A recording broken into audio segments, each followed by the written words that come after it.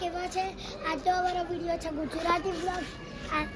આજે અમે છે જલેબી હનુમાન દાદા મંદિર. જય શ્રી રામ, જય શ્રી કૃષ્ણ, જય શ્રી રામ. અંદર જઈને જોઈએ છે કેવું છે. જય શ્રી રામ.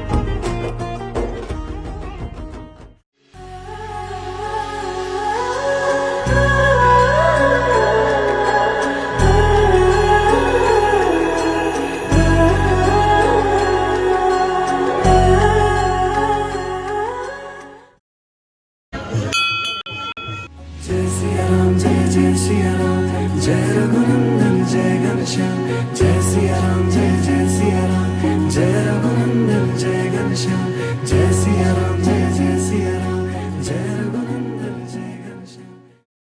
सिर मुकुट कुंडल तिलक चारु उदार अंग विभूषणम, नौकंजलोचन कंज मुख कर कंज पद कंजारुणम.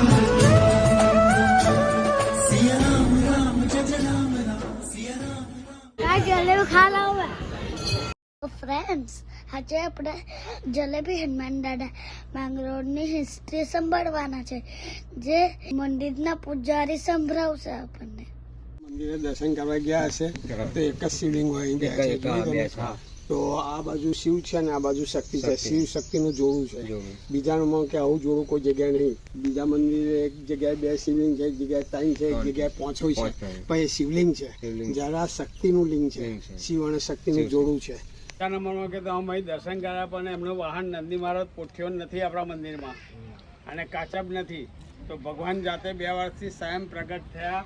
આ નંદી મહારાજ છે, એમનો કાન છે, ગળામાં હાર છે, આ ઉપર કાચબો છે. અહીં જોશો તો પશ ચોખ્ખા દર્શન થશે, ફાયન થશે, પણ અહીં જીવા નહીં. એમ આવો, એમ દર્શન કરીને આ બધું આવો.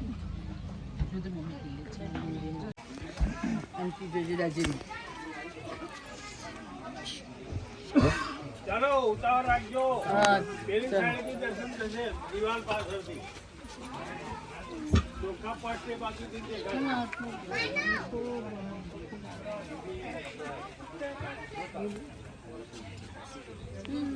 બીજા નંબરનો કે માથાગર હાથ રાખીને કોળવંકા હુતેલા છે. ત્યાં કોણીનો ઢેકો ખરો ને, તો આ નાનો ઢેકો એ કોણી છે, ઉપર માથું છે. આ ઢેકો છે પગ વાળેલા છે. એ બેની વચ્ચે જોશો તો શરીર દેખાશે. હનુમાનજીના દર્શન થશે. તો કાચબ નંદી મહારાજને હનુમાનજી પ્રગટ થયે 2 વર્ષ થયા. પછી પંચમુખી હનુમાનજી આવે ને, એમાં એક મુખ ગણપતિનું આવે. એ હમણાં પ્રગટ થયું છે. હમણાં એટલે 5-6 મહિના થયા. તો માથું છે ને ઊંઘ છે. બરાબર. આપણું દેવસ્થાન 150 વર્ષ ઉપર પુરાણું છે, પણ દાદા અમને 10-11 વર્ષથી જાગૃત થયા ને કામ કરતા થયા ને, એટલે આ બધા તમે બધી પબ્લિક આવે છે. કામ ના થતું તો કોઈ ના આવે. બીજા નંબરમાં કે આપણે એમનું શિખર બનાવીને ઘેર ગયા હતા. સવારે આવ્યા તો તોડી નાખેલું હતું. ફરી બનાવી, ફરી તોડી નાખ્યું. અને ત્રીજી વારના પતરા મેક્યા હતા. આવી રીતે વગર પવને દાદા 1 કિલોમીટર ફેંકી દીધા. એટલે એમને ખુલ્લામાં જ રહેવું જવા, આની પર ઈટ નથી મેકવા દેતા. તો આ બાજુથી લીમડો આવે, પેપાથી બિલ્લીપત્ર આવ્યું, આમ ખાટલી આંબી આવી. શિખર ગણો કે છત ગણો, જે ગણો એ.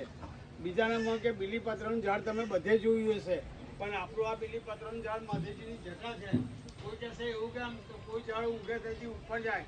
આપણું આ બિલ્લીપત્ર ઉપર જઈને નીચે આવ્યું, જમીન જોડે અડી ગયું ને પાછું વળ્યું છે. હમણાં તમે જોશો તો ઊંચું દેખાશે.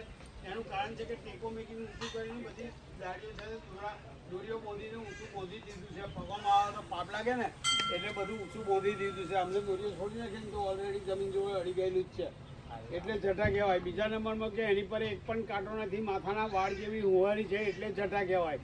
ત્રીજો ચમત્કાર છે કે જે ગણો તે 1, 2 ને 3 બિલ્લી અહીં છે, પેલા ઝાડતે છે, આ ખૂના પર બે છે, એ બધા એના મૂળિયા ફૂટેલા છે છતાં બધામાં કાંટા છે. મેન ઝાડમાં કાંટો નથી ને એના જ મૂળિયા ફૂટેલા છતાં બધામાં કાંટા છે.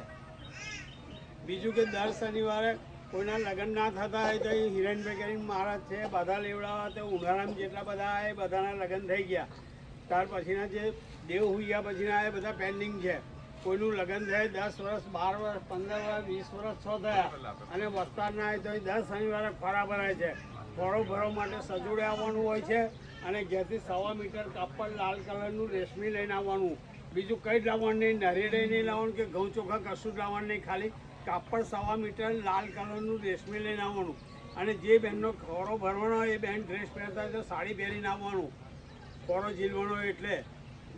બીજા નંબરમાં કે કોઈને બહાર જવું હોય તો ઇન્ટરવ્યૂ ના પાસ થતા હોય, કેટલા ઇન્ટરવ્યૂ પાસ થાય તો વિઝા ના મળતા હોય એવા 1500 જણ અમેરિકા, ઇંગ્લેન્ડ, કેનેડા પહોંચી ગયા છે. બીજા પેન્ડિંગ છે. દર શનિવારે ઓછામાં ઓછા 8-10 જણ લગ્ન કરવાવાળા હોય, 10-15 જણ ખોરો ભરવાવાળા હોય, 20 થી 25 પાસપોર્ટવાળા હોય. એવું નહીં કે દાદા તઈને જ કોમ કરે છે. કેટલા લખવાની અસરવાળા ઘોડીઓને વખરો લઈને આવતા હતા, આજે છૂટા ચાલતા થઈ ગયા. કે 4 જણનું તો બિલકુલ એક પૈસાની દવા વગર કેન્સર મટી ગયું. બીજું કે ભાઈના મિલકતના ઝઘડા કે XYZ કોઈ પણ કેસ ચાલતો હોય તો દાદા પતાવી દે. બીજાનો કે છોકરો હોય કે છોકરી નાનું બાળક હોય 3-3.5 વર્ષનું થાય અને મા બાપ બોલાવીને જો કિલકેરી ના કરે તો મા બાપ સમજી જાય કે આ બોબડું છે, બોલતું નથી, તો અહીં લાઈન પગે લગાડે છે અને મા બાપ બાધા લઈને જાય છે. તો કેટલી છોકરીઓ છોકરાઓ બોલતા થઈ ગયા. બીજા નંબરમાં કે આપણે કોઈને પૈસા આપ્યા અને પાછા ના આવતા તો દાદા લઈ આવે. હું જે પૈસાની વાત કરી રહ્યો છે હજારો લાખોની વાતો નથી કરતો. એક કંપનીવાળા એક પાર્ટીને મહિનાના વાયદે તદ્દન 4 કરોડ રૂપિયાનો માલ આપ્યો અને પૈસા નતા આલતા તે દાદા લઈ આવ્યા અને તે લોકોએ આ 2 શેર માર્યા. જય સિયારામ.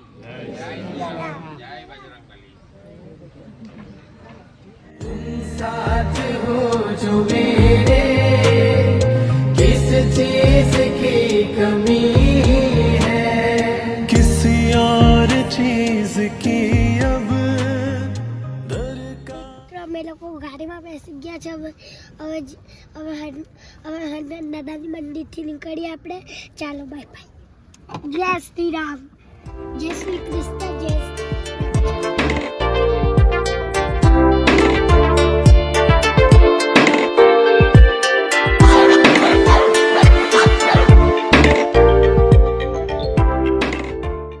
गाइस आपको ये वीडियो अच्छा लगा हो तो जल्दी से लाइक से सब्सक्राइब कर दो. मैं मिलता हूं आपसे नेक्स्ट वीडियो.